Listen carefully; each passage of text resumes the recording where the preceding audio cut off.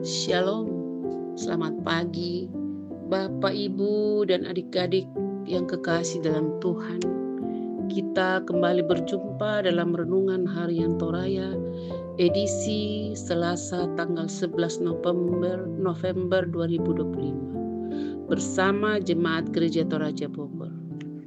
Pagi yang indah ini, mari kita bersama-sama membaca dan merenungkan firman Tuhan sebagai landasan hidup kita pada pagi yang indah ini.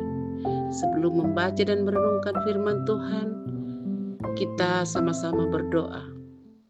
Bapa yang kekasih dalam Tuhan Yesus Kristus, di pagi yang indah ini kami sudah bangun dari tidur kami dengan segala kekuatan yang baru, yang olehnya itu Tuhan berikan kepada kami untuk pagi ini. Tuhan, kami mohon Engkau memimpin kami untuk membaca dan merenungkan firman-Mu, agar kami dapat membacanya dan kiranya firman-Mu ini memberikan kami hikmat dan kekuatan sebagai landasan hidup kami pada pagi yang indah ini. Ampuni dosa dan kesalahan kami. Sertai kami ya Bapa di surga. Dalam anak-Mu Yesus Kristus kami datang sujud dan menyembah Engkau. Amin. Firman Tuhan yang akan kita baca terambil dari 2 Yohanes pasal yang pertama ayat yang keempat sampai 11. Demikian firman Tuhan. Tetap di dalam Kristus. Aku sangat bersukacita karena mendapati bahwa sebagian dari anak-anakmu hidup dalam kebenaran sesuai dengan perintah yang telah kita terima dari Bapa. Sekarang aku minta kepadamu, Ibu, bukan seolah-olah aku menuliskan perintah baru bagimu, tetapi menurut perintah yang sudah kita miliki sejak semula, supaya kita saling mengasihi. Inilah kasih itu, yaitu kita harus hidup menurut perintahnya. Inilah perintah itu, yaitu kamu harus hidup di dalam kasih sebagaimana telah kamu dengar sejak semula.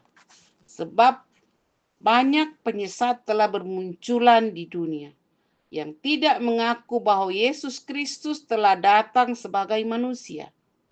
Itulah si penyesat dan antikristus. Waspadalah supaya kamu jangan kehilangan apa yang telah kami kerjakan itu, tetapi supaya kamu mendapat upahmu sepenuhnya. Setiap orang yang melangkah terlalu jauh dan tidak tinggal di dalam ajaran Kristus, ia tidak memiliki Allah. Siapa yang tinggal di dalam ajaran itu, ia memiliki bapa maupun anak. Jikalau seseorang datang kepadamu dan ia tidak membawa ajaran itu, janganlah menerima dia di dalam rumahmu, dan janganlah memberi salam kepadanya. Sebab siapa yang memberi salam kepadanya, ia mengambil bagian dalam perbuatan yang jahat. Amin. Renungan kita pada pagi hari ini dengan judul Tetap Hidup dalam Ajaran Kristus. Tontong tuo lan pangadaranna Kristus.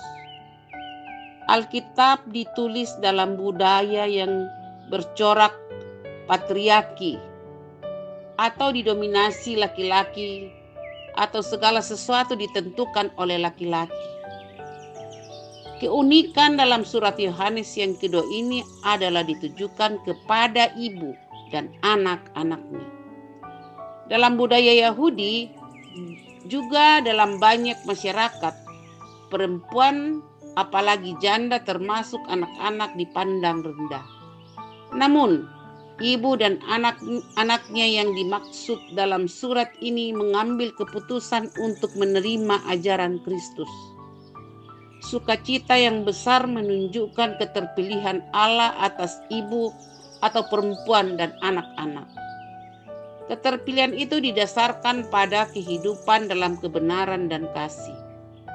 Inilah ciri orang-orang yang hidup dalam ajaran Kristus. Kehidupan dalam kebenaran dan kasih membuat semua orang berada pada status yang sama, yaitu dikasihi dan mengasihi Allah.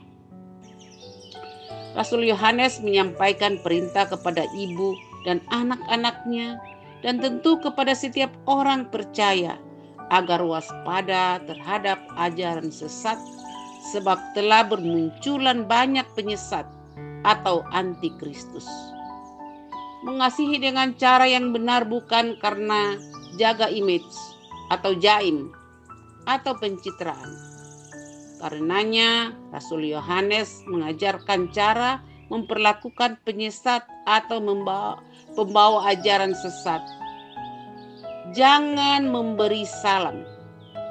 Larangan ini didasarkan pada prinsip dalam bahasa Ibrani shalom, bahwa ketika memberi salam berarti memberkati orang tersebut, sekaligus tercipta persekutuan, maka bila memberi salam akan terhitung dalam kejahatan yang dilakukan oleh penyesat. Persekutuan Kristen adalah persekutuan yang dibina berdasarkan kasih. Salah satu cara mengasihi yang diajarkan untuk diperhatikan dalam persekutuan adalah saling menegur seorang dengan yang lain apabila mulai menunjukkan perilaku yang antikristus. Biarkan persekutuan Kristen menghidupi perintah Kristus, yaitu saling mengasihi dalam kebenaran. Amin. Sampai di sini renungan kita. Sebelum berpisah, Bapak Ibu, adik-adik yang kekasih dalam Tuhan, kita sama-sama berdoa. Bapa yang abadi, Bapa yang mulia, yang kami sembah dan agungkan. Kami sudah membaca dan merenungkan firman-Mu pada pagi yang indah ini. Kiranya apa yang kami baca dan renungkan menjadi bekal aktivitas kami pada pagi ini. Pimpin dan sertai aktivitas kami ya Tuhan.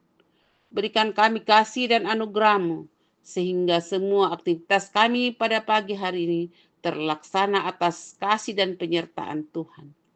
Ampuni salah dan dosa dan kesalahan kami.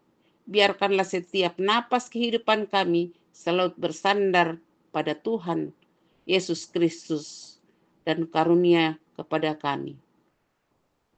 Terima kasih Bapa di surga. Dalam anak-Mu Tuhan Yesus Kristus kami mengucap syukur kepadamu. Amin. Sampai jumpa di renungan harian Toraya berikutnya. Shalom, selamat berpisah. Tuhan Yesus memberkati. Amin.